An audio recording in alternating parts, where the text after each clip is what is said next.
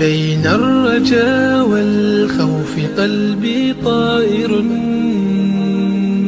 ومن اليقين النور بيض جوانحي، فوق السحاب يطير حرا مدركا نسمو كماله. Assalamualaikum للكون warahmatullahi وجه wabarakatuh. آخر Alhamdulillahirabbil alamin, wa nasta'inu ala أنا umuri dunya صنعة waddin, wa ala alihi wa أوجدتها sahbihi يا ajma'in. باري، Puji dan syukur kita panjatkan kehadirat Allah Subhanahu wa taala. Alhamdulillah pada kesempatan ini di hari ke-14 bulan suci Ramadan kita masih bisa melaksanakan ibadah Ramadan ini. Salat dan salam semoga tercurah untuk uswah kita Habibana wa Nabiyana Muhammad sallallahu alaihi wasallam, juga keluarganya, sahabatnya, dan orang-orang yang selalu istiqomah di jalannya sampai akhir zaman. Amin ya rabbal alamin. Pada kesempatan ini insya Allah kajian Ramadannya tentang generasi terburuk. Salah satu dambaan kita dalam hidup ini adalah lahir dan terwujudnya generasi yang terbaik. Jadi indikasi terwujudnya generasi-generasi yang terbaik ini memang sudah ada. Misalnya dengan banyaknya kaum muslimin yang memiliki komitmen yang begitu kuat terhadap Islam sebagai agama yang harus diamalkan dalam kehidupan nyata ini. Namun, apabila dibandingkan dengan generasi yang sebaliknya, rasanya terwujudnya generasi yang terbaik itu masih sangat jauh. Hal ini karena begitu banyak generasi manusia yang memiliki profil generasi yang masih buruk. Di dalam satu hadis, Rasulullah SAW menyebutkan ciri-ciri generasi terburuk yang harus kita jauhi. Ini hadisnya yang artinya akan datang suatu masa atas manusia. Cita-cita mereka hanya untuk kepentingan perut. Kemuliaan mereka dilihat dari perhiasan mereka. Kiblat mereka adalah wanita-wanita mereka, dan agama mereka adalah uang dan harta benda. Mereka itulah sejahat-jahat makhluk dan tidak ada bagian untuk mereka di sisi Allah. Hadis riwayat Dailami. Jadi dari hadis tadi ada 4 ciri-ciri dari generasi terburuk.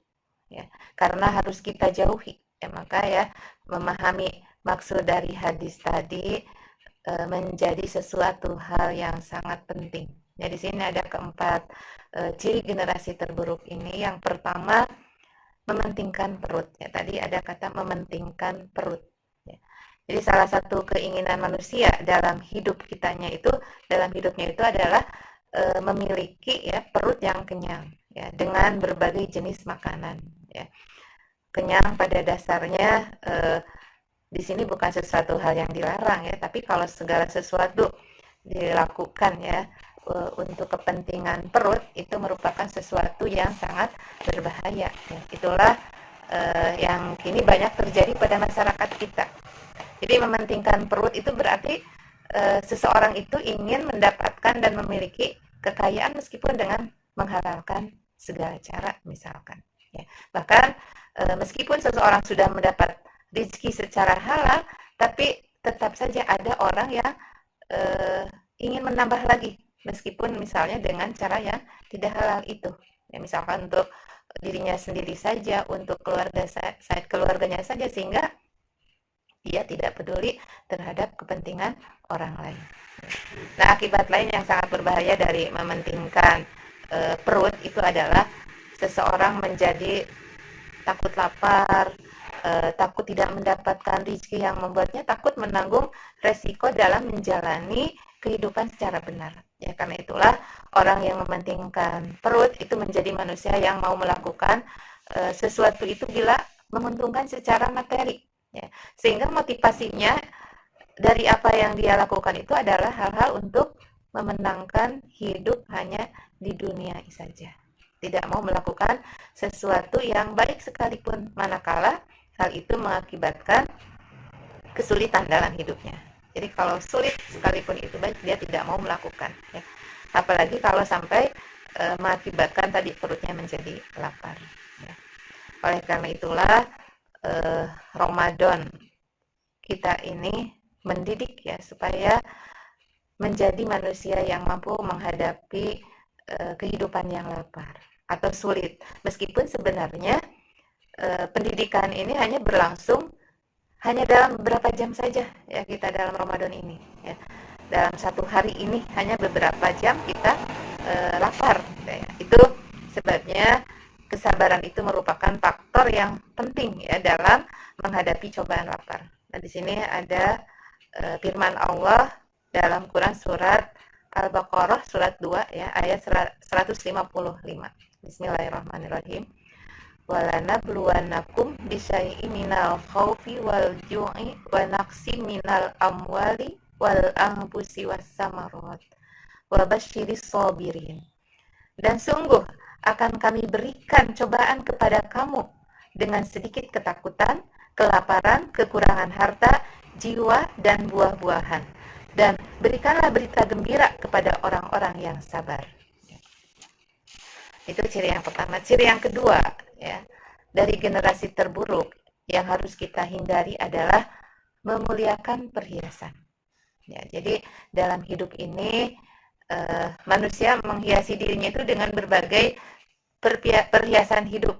Ya, misalkan rumah yang besar, mewah, gitu, ya, rumahnya bagus, nah, kendaraannya yang mewah, bahkan pakaiannya pun yang mahal, ya, perhiasan emas yang berat, dan seterusnya. Nah, itu semuanya dijadikan sebagai ukuran, ya, bagi manusia yang seperti itu, ya. Padahal ukuran kemuliaan seseorang itu dari hal-hal itu hanya aksesoris, ya, dalam kehidupan manusia ini. Karena itu sangat naif bila semua yang tadi disebutkan dijadikan simbol kemuliaan, ya. Karena generasi terburuk itu menjadi perhiasan hidupnya itu sebagai ukuran kemuliaan. Sementara generasi yang mulia sebagai ukuran kemuliaannya itu adalah menjadikan ketakwaan, ya, ketakwaan yang mantap, ya, sebagai tolak ukur kemuliaan seseorang, ya, karena Allah Subhanahu wa taala akan memuliakan seseorang berdasarkan ketakwaannya. Dalam firman Allah surat Al-Hujurat surat 49 ayat 13. Bismillahirrahmanirrahim. Inna akramakum indallahi atqakum. Sesungguhnya orang yang paling mulia di antara kamu di sisi Allah adalah orang yang paling bertakwa di antara kamu. Ya. Manakala kemudian di sini, ya, kemuliaan seseorang itu diukur berdasarkan perhiasan yang dia gunakan, itu menunjukkan bahwa kita itu adalah hamba-hamba harta dan perhiasan yang sangat dicela, ya. Bahkan Rasulullah SAW bersabda, binasalah hamba dinar, binasalah hamba dirham, binasalah hamba sutra atau perhiasan. Itu dalam hadis riwayat Bukhari. Jadi itu yang kedua, ya. Yang ketiga, merupakan generasi terburuk itu adalah mengagungkan wanita. Nah, di sini salah satu dari ciri generasi terburuk tadi yang mengagungkan wanita. Yang dimaksud di sini mengagungkan wanita itu adalah menuruti syahwat atau nafsu seksualnya terhadap wanita yang tidak halal baginya, atau memenuhi ajakan wanita untuk melakukan perzinahan. Itu merupakan sesuatu yang sangat hina, ya, karenanya harus dijauhi. Allah berfirman dalam Quran surat Al-Isra, Quran surat 17 ayat 32. Bismillahirrahmanirrahim. Wala taqrabuz zina innahu kana fahisatan wa sa'a sabila. Dan janganlah kamu mendekati zina. Ya, sesungguhnya zina itu adalah sesuatu perbuatan yang keji dan sesuatu jalan yang buruk. Ya. Jadi karena itulah apabila seorang muslim, ya, mampu menolak ajakan wanita untuk berzina dengan perasaan takut kepada Allah, maka dia termasuk orang yang akan mendapatkan perlindungan ya dari Allah Subhanahu wa taala pada hari itu. Tidak akan apalagi mereka pada hari itu tidak ada perlindungan kecuali hanya dari Allah. Dia akan dilindungi oleh Allah Subhanahu wa taala. Ini disabdakan oleh Rasulullah SAW dalam hadis riwayat Bukhari dan Muslim.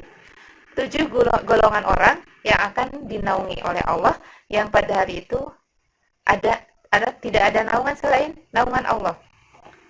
Seorang laki-laki yang diajak berzina oleh seorang wanita yang punya kedudukan dan kecantikan, lalu ia berkata, sesungguhnya aku takut kepada Allah. Nah, itu ya. Nah, di samping itu, mengagungkan wanita juga bisa kita pahami sebagai memenuhi keinginan-keinginan yang tidak baik dari wanita itu ya.